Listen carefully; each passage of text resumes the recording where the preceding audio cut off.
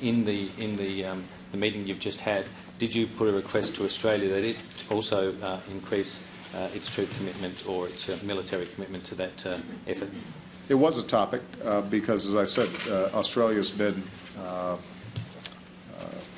a stalwart contributor to this effort, and Tony's been crystal clear about why it's so important for us to defeat ISIL, not only for the good of the region and the people of Iraq, but ultimately for the people of the United States and Australia and people around the world. But what I explained to Tony was the same thing that I said in an interview yesterday in the United States. We're moving to a slightly different phase now.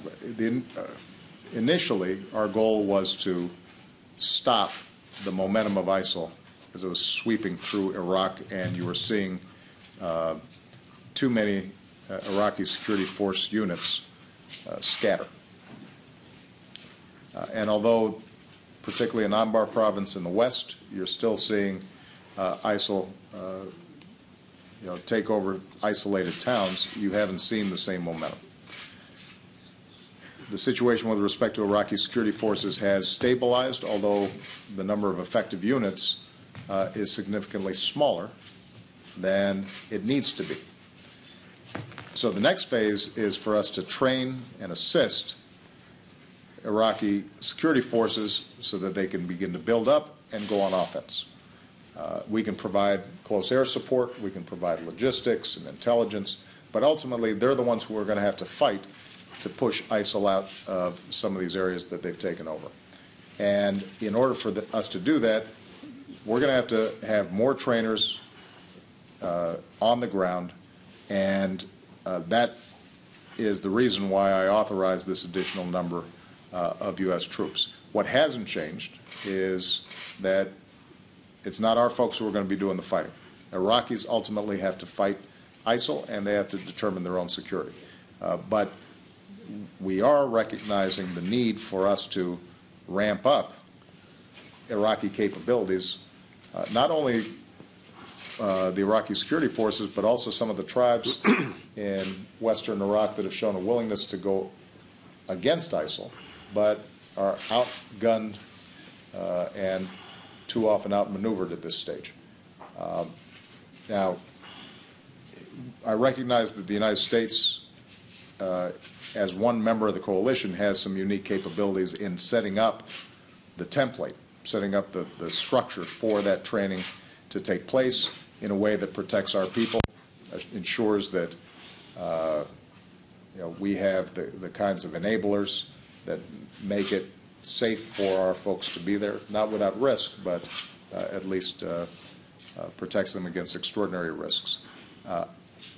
As we are setting that up, I am having conversations with Australia and other coalition partners that are already committed to putting trainers in to see how they can supplement and work with us in this overall effort. But the key point that I emphasize to Tony, and I'm emphasizing to all our coalition members, is our task here is to help Iraqis help themselves.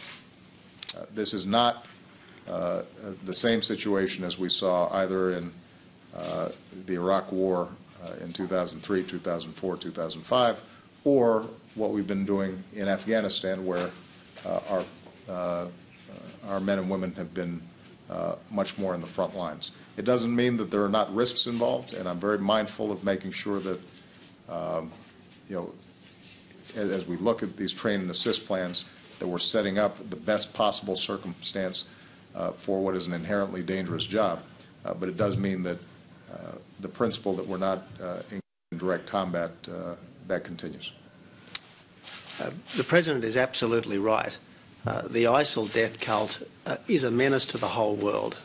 They've declared war on the world, and it's good that the President, working with the Iraqi government, has assembled a strong coalition to assist the Iraqi government to respond effectively and ultimately to regain control over its own territory.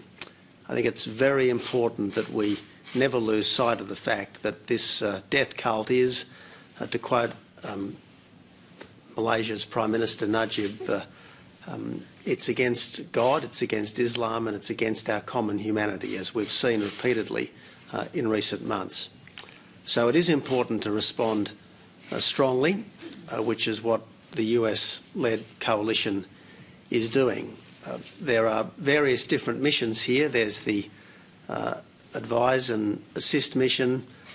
There's a developing Train and Assist mission. Our priority at the moment is getting our special forces into Baghdad and then into the field. On the Advise and Assist mission that we've set them, that's happening, and I'm confident that our people will do good work. But the point that the President makes is absolutely right. In the end, no one is going to fight harder for Iraq than Iraqis will fight for themselves. And that's what we're doing. We are helping them to reclaim their country from something which is evil, from something which is a menace to them, and if it's allowed to remain, will be a menace to all of us. Thank you very much, everybody.